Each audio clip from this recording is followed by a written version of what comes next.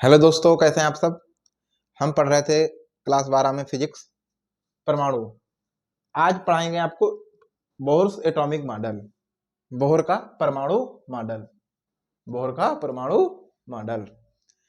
इसको पढ़ने से पहले जरा हम अभी तक हमने पढ़ा है रदरफोर्ड का, पिछले वीडियो में हमने पढ़ा था रदरफोर्ड का परमाणु मॉडल। और जो आज इस पे वीडियो पर नए हैं वो पीछे जाकर और वीडियो देख सकते हैं, तभी समझ में आएगा।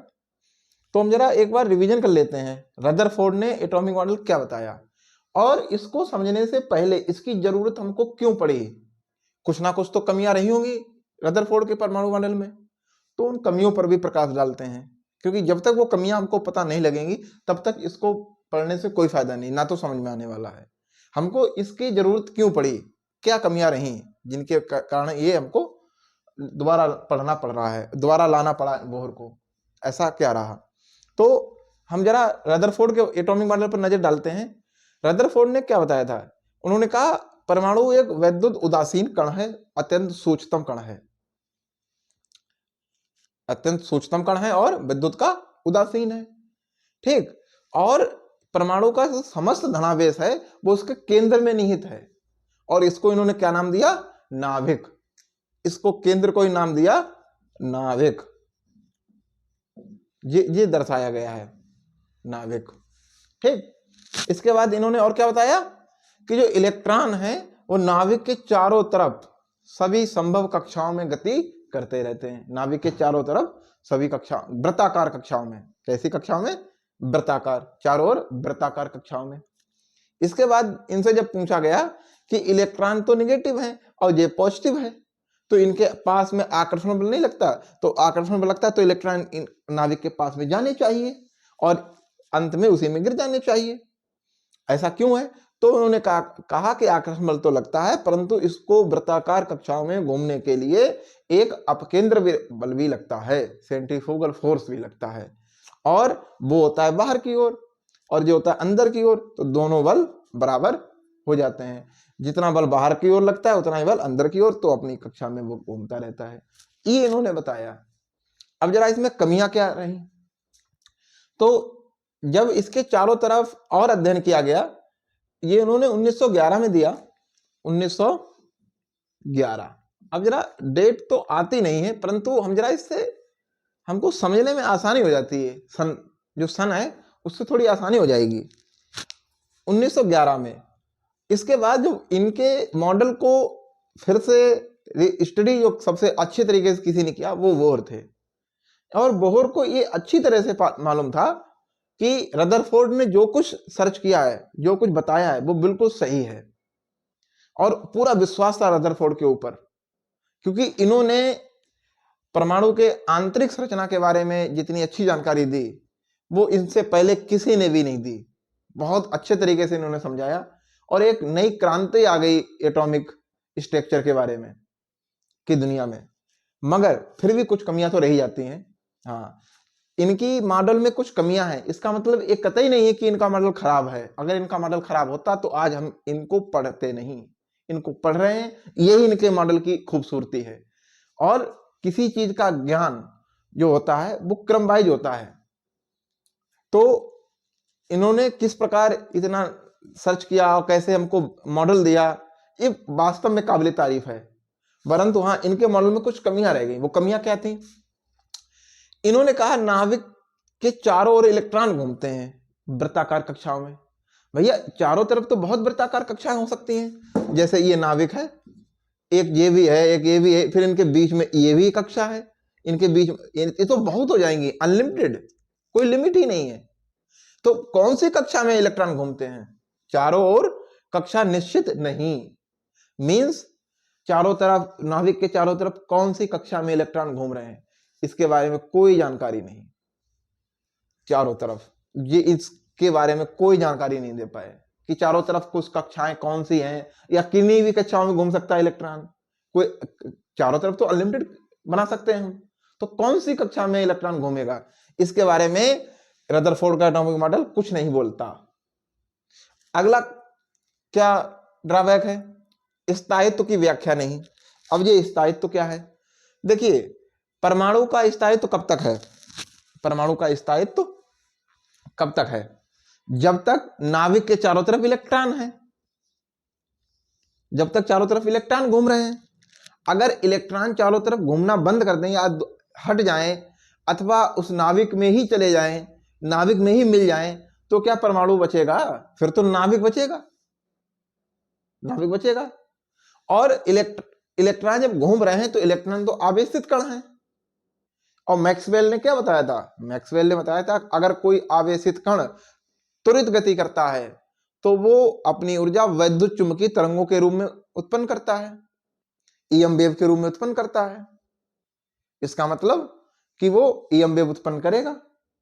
भाई चारों तरफ अगर त्वरित गति कर रहे हैं, और त्वरित गति तो हो ही रही वृत्ताकार में, अगर त्वरित गति कर रहे हैं तो वो ईएम वेव उत्पन्न करेगा।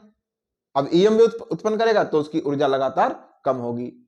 हम ये भी जानते हैं कि इलेक्ट्रॉन नाभिक से जितना दूर होगा उसकी ऊर्जा उतनी अधिक, क्योंकि ये हमने स्टडी कर चुके थे बोहर, और उन्होंने ये भी खोज की कि इलेक्ट्रॉन जितनी दूर होगा, ये भी सर्च कर चुके थे कि जितनी दूर होगा उसकी ऊर्जा उतनी ज्यादा होगी।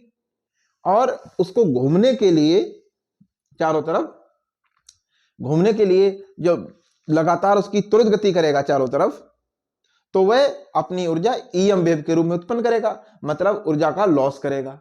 अब जब लॉस करेगा तो वो किधर आएगा? अपनी से छोटी कक्षा में, क्योंकि पास में आने से उसकी ऊर्जा, पास में आने के लिए जो कक्षा होती है उसमें कम ऊर्जा की आवश्यकता होती है घूमने के लिए, तो उसमें घूमेगा कुछ समय तक, परंतु वह फिर से और लगातार आएगा। एक ऐसा नहीं कुछ समय दूसरी कक्षा में फिर और छोटे, लगातार उसकी कक्षा कम होती चली जाएगी, क्योंकि लगातार ऊर्जा उत्पन्न करेगा। ईएम वेव तो लगातार उत्पन्न करेगा। अब जब लगातार उत्पन्न वेव करेगा और लगातार उसकी ऊर्जा कम होती जाएगी तो अंत में स्थिति क्या आती है वो जरा देखो। जैसे ये है तो ये यहां पर होगा, फिर वो ऐसे आएगा, ऐसे आएगा, फिर ऐसे ऐसे घूमते घूमते घूमते घूमते इसमें ऐसे गिर जाएगा अंत में। भाई मैक्सवेल ने बताया कि कोई भी त्वरित आवेशित कण है, कोई भी आवेशित कण है, अगर वह त्वरित गति कर रहा है तो वह ईएम वेव उत्पन्न करेगा, मतलब उसकी ऊर्जा लॉस होगी।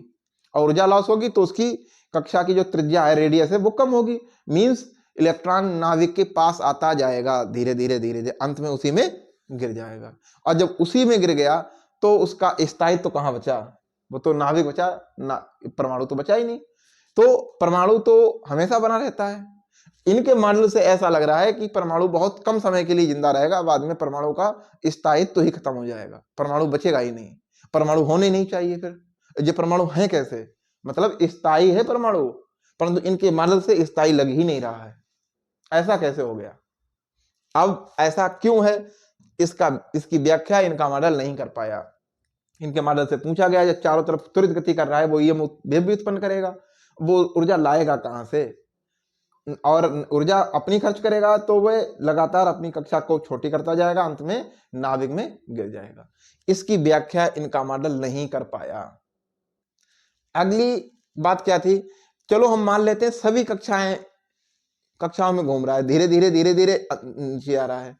तो जब धीरे धीरे नीचे आएगा तो वह सभी संभव तरंग दैर्ध्यों का प्रकाश उत्पन्न करेगा, क्योंकि जो ईएम वेव उत्पन्न करेगा तो उसमें फोटॉन सभी ऊर्जाओं के होंगे। तो उसका जो स्पेक्ट्रम आना चाहिए वो सतत आना चाहिए, कंटिन्यूअस।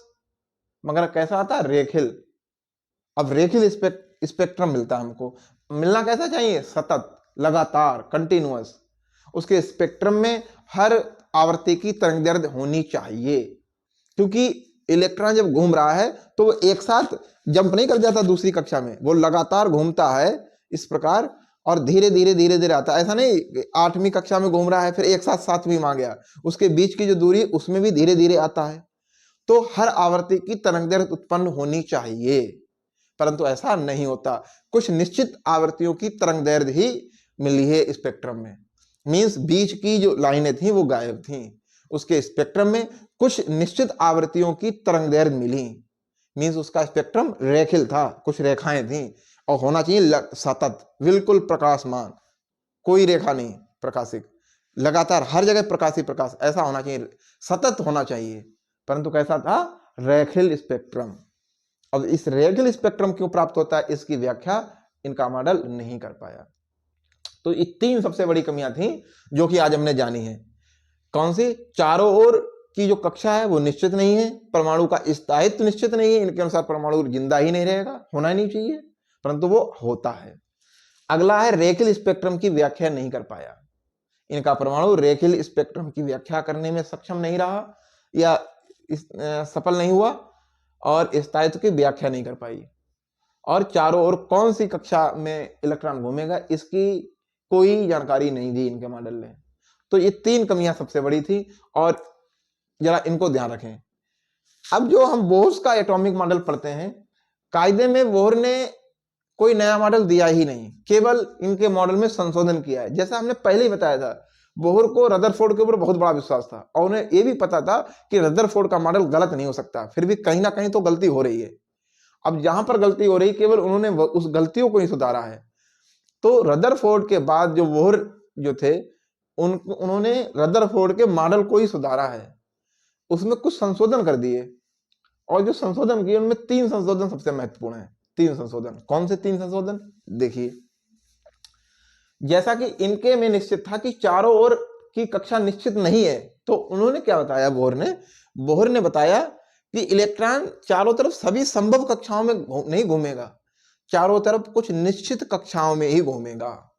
कुछ निश्चित कक्षाएं होंगी, उन्हीं में घूमेगा और उस निश्चित कक्षाओं में इलेक्ट्रॉन की ऊर्जा भी निश्चित होगी कि इस कक्षा में घूम रहा है तो इलेक्ट्रॉन की ऊर्जा इतनी होगी, इस कक्षा में घूमेगा तो इलेक्ट्रॉन की ऊर्जा इतनी होगी। मींस चारों तरफ कुछ कक्षाएं निश्चित होंगी और उन निश्चित कक्षाओं में इलेक्ट्रॉन की ऊर्जा भी निश्चित होगी, ऊर्जा भी निश्चित होगी। सभी कक्षाओं में नहीं, कुछ निश्चित कक्षाओं में। चारों तरफ कुछ निश्चित कक्षाएं होती हैं, केवल उन्हीं में घूमता है, सभी में नहीं, और उनमें ऊर्जा भी निश्चित। तो पहला संशोधन इन्होंने यहां से कर दिया ये, और ये सही हो गया। ये जो ड्रॉबैक था इसको दूर कर दिया, अब ये ड्रॉबैक नहीं रहा, कमी नहीं रही, इन्होंने संशोधन कर दिया। अगला संशोधन इन्होंने क्या किया? इन्होंने कहा कि H/2π का पूर्ण गुणज होगा, मतलब इलेक्ट्रॉन जो सभी कक्षाओं में नहीं घूमेगा, कुछ निश्चित कक्षाओं में घूमेगा। वो निश्चित कक्षाएं कौन सी होंगी? वो निश्चित कक्षाएं कौन सी होंगी जिसमें H/, इसका जो कोणीय संवेग होगा वो H/2π का पूर्ण गुणज होगा। मींस या तो H/2π होगा या तो 2H/2π, 3H/2π, 4H/2π ऐसे होगा। मींस NH/2π होगा। किसी भी कक्षा में उसका कोणीय संवेग NH/2π होगा, जहां n बराबर क्या है? 1 2 3 4 एंड सो ऑन। ये है, किसी भी कक्षा में उसका जो कोणीय संवेग होगा H/2π का ही पूर्ण गुणज होगा। ठीक है, ये इन्होंने निश्चित कक्षा भी निश्चित कर दी कि सभी कक्षाओं में नहीं घूमेगा, कुछ निश्चित कक्षाओं में घूमेगा। और वो निश्चित कक्षाएं कौन सी होंगी? जहां उसका कोणीय संवेग H/2π का पूर्ण गुणज होगा और उन कक्षाओं में इलेक्ट्रॉन की ऊर्जा भी निश्चित होगी। ये 2 बातें इन्होंने बताई हैं। और जो स्पेक्ट्रम की रेखीय स्पेक्ट्रम क्यों आ रहा था, और हाँ, इसके साथ ही साथ ये तो बात हो ही गई है कि स्थायित्व तो यहां से निश्चित हो जाता है। कैसे? अब देखिए, स्पेक्ट्रम और स्थायित्व दोनों को तीसरे पॉइंट में इन्होंने कंक्लूड किया। वो तीसरा पॉइंट कौन सा है? इन्होंने कहा कि जो भी कक्षा में घूम रहा है, जैसे ये कक्षा है पहली, ये दूसरी, ये तीसरी, तो यहां इसकी ऊर्जा है E3, यहां है E2 और यहां है E1। देखना, अब अगर इलेक्ट्रॉन E3 से E2 में जाता है तो E3 तो ज्यादा होगी माइनस E2, जो अंतर आया है इसी के बराबर Hν फोटॉन उत्पन्न करेगा। मींस जो प्रकाश, जो चमक उत्पन्न करेगा आते जंप करते समय, जो स्पेक्ट्रम में रेखाएं आती हैं, तो केवल इस स्तर की जो दूसरा और तीसरी जो कक्षा है, इनके जो ऊर्जाओं का जो अंतर है उस अंतर के बराबर ही, क्योंकि E3 ऊर्जा ज्यादा है और E2 है कम, तो इसमें जाने के लिए इसे कम ऊर्जा की आवश्यकता है। जितनी ऊर्जा एक्स्ट्रा है उसको वह फोटॉन के रूप में छोड़ देगा। अब E3 से अगर E2 से E1 में जाएगा तो जो भी एक्स्ट्रा होगी वो निकल जाएगा। मतलब E2 से अगर E1 में आ रहा है तो इनके अंतर के बराबर फोटॉन उत्पन्न करेगा। ऐसे ही अगर E3 से आ रहा है तो E3 माइनस E2। अब यहां का अंतर कुछ और होगा और यहां का अंतर कुछ और होगा, यहां का अंतर कुछ और होगा, हर एक कक्षा के बीच का अंतर कुछ और होगा। इसीलिए मगर वो अंतर निश्चित होंगे, तो इसीलिए ये निश्चित रेखाएं ही मिलती हैं स्पेक्ट्रम में, सभी रेखाएं नहीं मिलती, क्योंकि एक कक्षा से दूसरी कक्षा में जाता है तो उसके पास जो ऊर्जा फालतू होती है, जो एक्स्ट्रा होती है, उनको वह फोटॉन के रूप में छोड़ देता है। तो जो एक्स्ट्रा वाली होती है उनको छोड़ता है, और वही रेखाएं स्पेक्ट्रम में दर्शाई जाती हैं, दिखाई देती हैं हमको। तो कुछ ही रेखाएं दिखाई देती हैं, तभी उनका स्पेक्ट्रम रेखीय आता है, और उसका स्थायित्व भी बना रहता है, स्थायित्व भी बना रहता है, और स्पेक्ट्रम भी उसका रेखीय होता है। कंटिन्यूस नहीं होगा, कंटिन्यूस जब होगा जब वह लगातार हर फोटॉन उत्पन्न करेगा, हर ऊर्जा का करता नहीं है, केवल जिस स्टेट से अपने से नीचे स्टेट में आता है, तो जो ऊर्जाओं का अंतर है केवल उसी ऊर्जा का फोटॉन उत्पन्न करेगा, और वही ऊर्जा का फोटॉन, वही आवृत्ति की जो तरंग दैर्घ्य हमको स्पेक्ट्रम में प्राप्त होती है। इस प्रकार इन्होंने जो भी ड्रॉबैक थे रदरफोर्ड एटॉमिक मॉडल के, उसको उन्होंने किसने दूर किया? बोहर एटॉमिक मॉडल ने। इसके साथ ही साथ इन्होंने कई फार्मूले भी दिए इसकी त्रिज्या निकालने के लिए, वो हम आपको अगले वीडियो में बताएंगे कि इन्होंने कौन से तरीके से त्रिज्या, किस कक्षा में इलेक्ट्रॉन घूम रहा है उसकी कक्षा की त्रिज्या कैसे निकालेंगे, एनर्जी कैसे निकालेंगे, उसके फार्मूले भी दिए, वो हम आपको अगले वीडियो में बताएंगे। तब तक के लिए आप हमारे वीडियो को शेयर भी करें दोस्तों के साथ, चैनल को सब्सक्राइब करें और लाइक करें। जय हिंद।